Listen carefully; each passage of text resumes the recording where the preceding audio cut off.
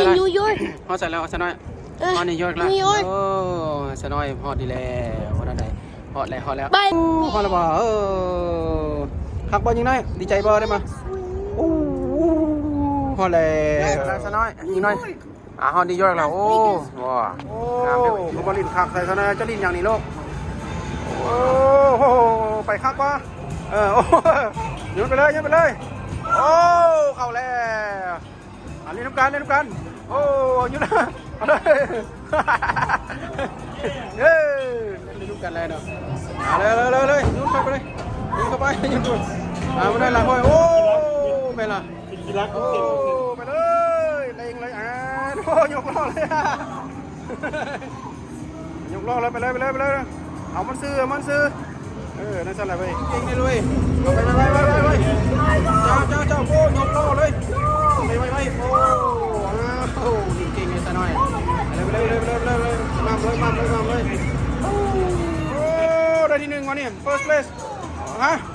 โอ้ได้ที่หนึ่งเลยซะหน่อยเลยโอ้ขึ้นเก่งนั่นเลยเว้ยไปเลย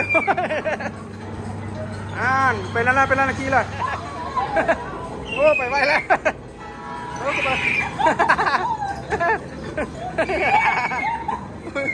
โอ้เวไหน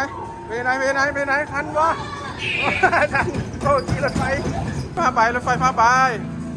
เอาเฮ้ย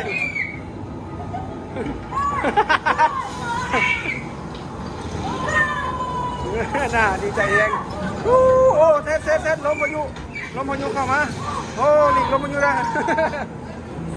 ดีใจแห้งแน่เนาะเอาแล้วไปละโอ้สันประตูสไลด์มาลินเกมโอ้ขี่รถไฟอยู่ด้วยกันมวนไปขี่รถไฟมวนหลายนะพวกเจ้านะพูดกันมวนมาโทรรถไฟเอาหน้าห้องน่ะเห็นตัวยังได้สไลด์เห็นยังได้โอ้เห็นหน้าคือเห็นตัวหลังตัวเด้เห็นไหม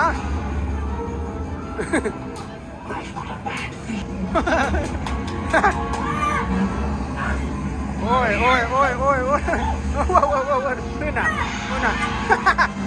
โอ้ยนั่งบนยูซีเลยวันนี้เอาครับ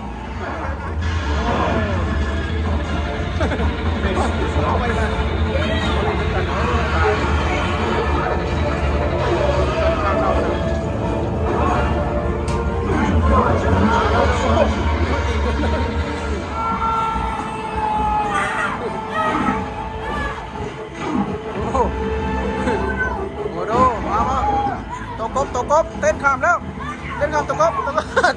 มาดิเฮ้ยยังได้เอาตกบกันมายังพี่เอาสิ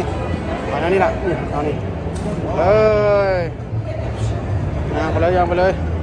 นี่ทางมันก็จะดินเป็นบอลมันก็จะดินภาคนอกที่พิซซ่าแซ่บมากทอดแล้วดิบอลเราของข้างกินแล้วพวกเจ้าโย่ไอ้นอเอากินกันแซ่บแล้วกินพวกเจ้ากินมาพวกเจ้าแซ่บบอกินเด้อนี่ดิคุกครึ่งเขากับนิวยอร์กเลยบนโรงแรมพอนอนนิวยอร์กกับเฮ็ดคือคนนี้แล้วเว้ยอันนี้เห็นบ่เฮ็ดป่านอย่างเลยพุ่นนะเฮ็ดคือกันเลยเห็นบ่ข้างนอกนี่ก็เฮ็ดคือครับอันนั้นรัฐอันนั้นอยู่นิวยอร์กเลยเห็นบ่เขาเฮ็ดแล้วข้างหลังมาเลยเนาะทำบัญชีได้เลยนี่เราห้านขายพิซซ่าน้อยใส่หน่อยเนาะพอมากแน่เนาะไปเลยไป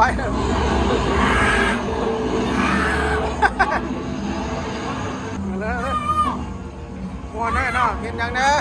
โอ้มันก็เข้าไปไกลเลยแมงมุมเห็นแมงมุมแล้วเลย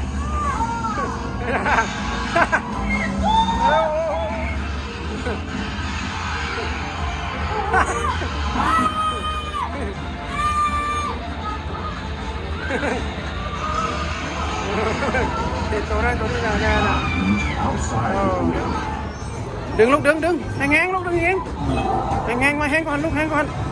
แห้งๆยิงหน่อยแห้งลูกแห้งไว้ได้ไหมล่ะซ่าพูดไปแห้งก่อนลูกเอาแห้งเอ้ยโอ้คักเลยเนาะพวกเจ้าน่ะเอายางลูกยางคักบอเห็นเบิดทุกอย่างโอ้โหนี่งามได้นี่ป่ะเราเห็นโบกีต้านี่ว้าวนี่ได้มาทำกันนี่เห็นป่ะนี่นะคักปะยังนี่งามบอไอ้สนอยกำลังยิงน้อยกับแม่มาแล้วเด้อมาฮอดแล้วเด้อนี่เด้อนี่ตอนนี้คนหลายแท้ๆกลางคืนมาแล้วโอ้ตาแจ้งกลางเว้นมาละนอน